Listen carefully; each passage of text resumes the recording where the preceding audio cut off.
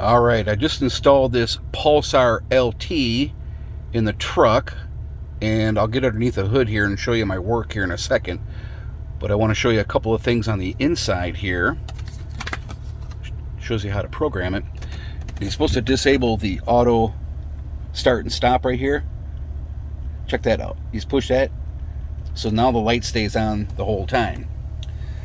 With the throttle responsive, it's not in this one, it's in the other. Here, let me grab it here for a second, and I'll show you.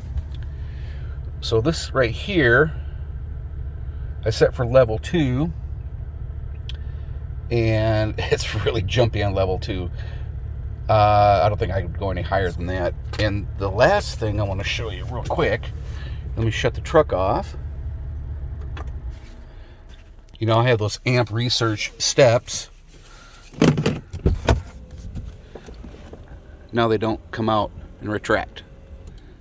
It's supposed to come out when you open the door.